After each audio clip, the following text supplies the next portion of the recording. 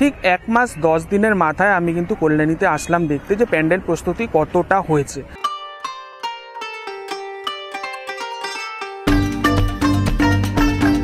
মোটামুটি আপাতত 4 তলা বাড়ির হাইট অবধি উঠে গেছে এবং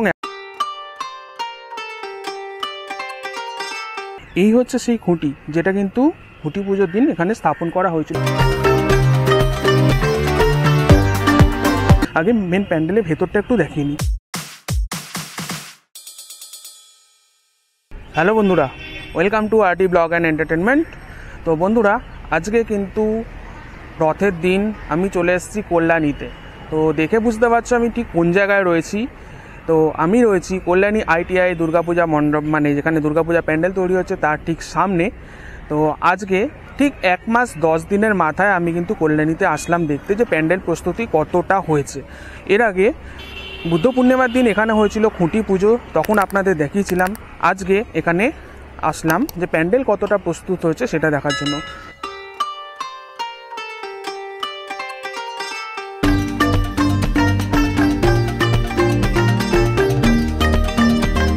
তো বন্ধুরা, এই 1 মাস 10 দিন পর এসে যা দেখতে পাচ্ছি, কাজ কিন্তু অনেকটাই এগিয়ে গেছে।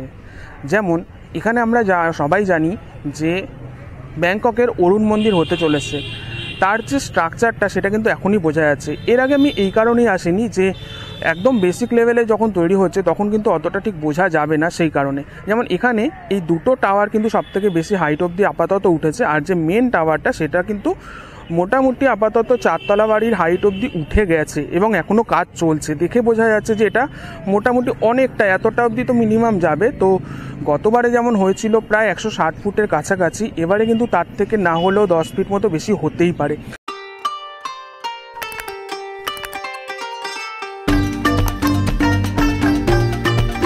তো দেখুন বন্ধুরা, কতটা জায়গা নিয়ে হয়েছে। এর আগের বারে যখন হয়েছিল, মানে গতবারে যে লিসবোয়া বিল্ডিংটা হয়েছিল, এন্ট্রান্সটা কিন্তু এরকমই এই জায়গা দিয়েই হয়েছিল। হওয়ার পর মণ্ডপটা মোটামুটি এরম জায়গায় হয়েছিল, আর গতবারে মণ্ডপটা ছিল গোল আকৃতির, মানে যে টাওয়ারটা হয়েছিল সেটা পুরো গোল মতন ছিল, যার জন্য কিন্তু বেশি খুব একটা জায়গা লাগেনি, মানে যথেষ্ট জায়গা লেগেছিল, কিন্তু এইটার তুলনায় কিন্তু অনেক কম জায়গা লেগেছিল এবং গোল করে টাওয়ারটা উপরে উঠে গিয়েছিল।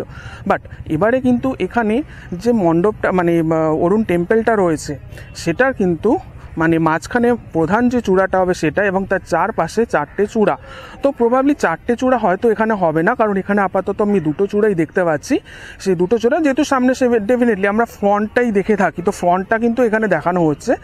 পিছনে যে চূড়াগুলো হবে সেটা মানে অতটা কোনো, যদি বানানো হয় অতটা কিন্তু মানুষের দৃষ্টি আকর্ষণ করবেও না, কারণ আমরা সবাই আসবো এবং সোজা এখান থেকে এসে এখান দিয়ে ঢুকে যাব, সেই কারণে। তো যার জন্য এখানে কি হচ্ছে, এই যে টোটাল গ্রাউন্ডটা রয়েছে, মানে এই মাথা থেকে ওই মাথা অবধি না হলেও 150 ফুটের ওপর হবে বলে আমার মনে হচ্ছে। আর উচ্চতাটা এখনই মোটামুটি 4 তলা বাড়ি ছাড়িয়ে গেছে, আমি দেখাতে পারি। পাশে এই বাড়ির রেফারেন্সটা যদি দেখেন, আমার ক্যামেরার অ্যাঙ্গেলের জন্য এটা বেশি উঁচু লাগছে, কিন্তু মোটামুটি যদি লেভেল ধরা হয় তাহলে কিন্তু প্রায় 4 তলা বাড়ি, মানে 5 তলা বাড়ি, মানে ওটা তার সমানের থেকে একটু বেশি লাগছে। তাও আমি আন্দাজে বললাম যে 4 তলা বাড়ির মতন কাজ কিন্তু এই 1 মাস 10 দিনে অলরেডি হয়ে গেছে।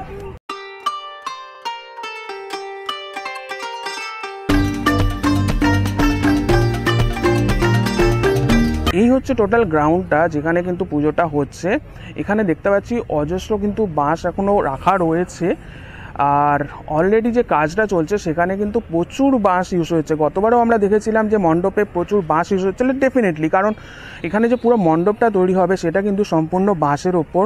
আর এটা কিন্তু একটা অনবদ্য জিনিস যে, মানে এই পশ্চিমবাংলার যে পুজো হয়, পুজোর মাধ্যমে যে বাঁশের মাধ্যমে যে প্রায় হুবহু সেম যে স্ট্রাকচার, যে বিল্ডিং হোক বা কোনো মন্দির হোক, সেগুলো কিন্তু ফুটিয়ে তোলা, এটা কিন্তু অন্য কোথাও আর পাওয়া যাবে না। তো ডেফিনেটলি পুরো বাঁশের উপর বেস করে এই মন্দিরগুলো তৈরি হচ্ছে বা টাওয়ার তৈরি হচ্ছে, এটা কিন্তু একটা অনবদ্য ব্যাপার, আর যার জন্যই কিন্তু এত বাঁশের প্রয়োজন হয়।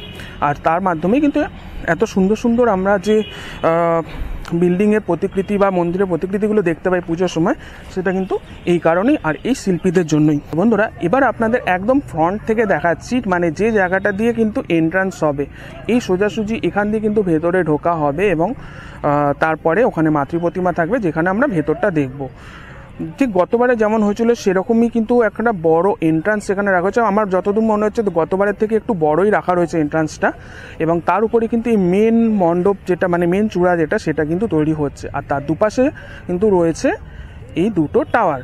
তো বন্ধুরা এটা তো এখন তো আকৃতি দেখে যথেষ্ট ভালো লাগছে ডেফিনেটলি, কিন্তু এটা যখন সম্পূর্ণটা কমপ্লিট হওয়ার পর যে ঝিনুকের কাজ হবে, যেটা আমরা জানি যে ঝিনুকের কাজ হবে, ঝিনুকের মাধ্যমে পুরো প্যান্ডেলটা সাজানো হবে এবং মানে পুরোটাই কভার হবে, তো তখন কেমন লাগবে মানে বলে তো বোঝানো যাচ্ছে না, ডেফিনেটলি দেখে কিন্তু দুর্দান্ত লাগবে। তো দেখুন এখান থেকে যদি দেখেন কতটা উঁচু দেখতে পাচ্ছেন, এবং এই হচ্ছে মেন এন্ট্রান্সটা।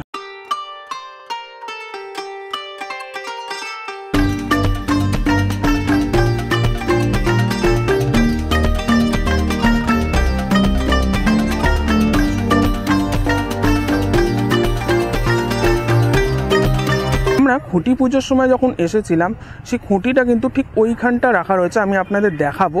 আর এই যে মাপটা নেওয়া হয়েছিল তখন যে বলছিলাম যে একটা মাপ নেওয়া হয়েছে, সেটা ঠিক কী বোঝা যাচ্ছে না। অ্যাকচুয়ালি কিন্তু এই ভেতরের যে স্পেসটা, আমার যতদূর মনে হচ্ছে সেই ভেতরের স্পেসটারই কিন্তু মাপটা রাখা হয়েছিল।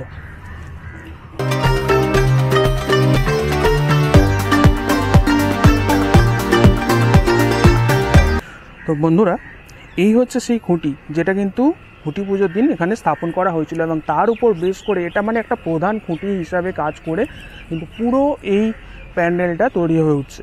তো এখানে আমি এখন ভেতরে রয়েছি, ভেতর থেকে দেখাতে পাচ্ছি আশা করি আপনাদের যে কতটা বড় স্পেস রাখা হয়েছে ভেতরে, যেটা কিন্তু গতবারও ছিল, মানে প্রত্যেকবারই এখানে ভেতরের যে স্পেসটা থাকে সেটা কিন্তু অনেকটা বেশি রাখা হয়, যাতে মানুষের যে মাতৃ প্রতিমা দর্শনে আসবে তাতে যাতে কোনো অসুবিধা না হয়ে থাকে। তো জায়গাটা কিন্তু পুরো ঘিরে দেওয়া হয়েছে দেখতে পাচ্ছি, এপাশে একটা গেট রাখা রয়েছে এবং সামনের গেট দিয়ে আমি ঢুকলাম।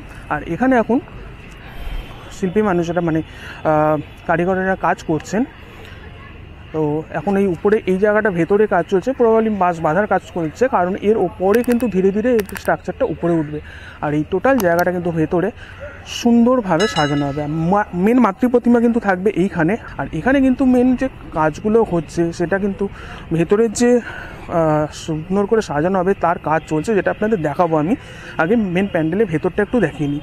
আমি ঠিক ওই জায়গাটা যাচ্ছি না, কারণ ওখানে ওনারা কাজ করছেন, আমার জন্য যাতে কোনো অসুবিধা না হয় সেই জন্য আমি ওই জায়গাটা যাচ্ছি না।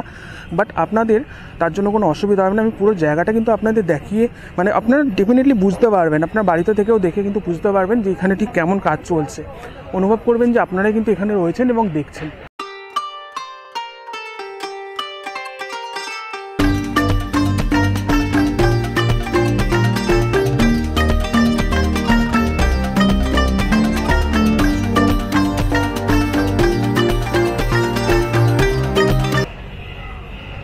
তো বন্ধুরা এখানে কিন্তু যে ভেতরে সাজানো হবে তার কাজগুলো চলছে দেখতে পাচ্ছেন, এখানে শিল্পী মানুষেরা বসে কাজ করছেন, এবং এদিকে কতটা মানে যে কাঠের বিভিন্ন অংশগুলো রাখা রয়েছে যেগুলো দিয়ে কিন্তু ধীরে ধীরে এখানে সাজানো হবে।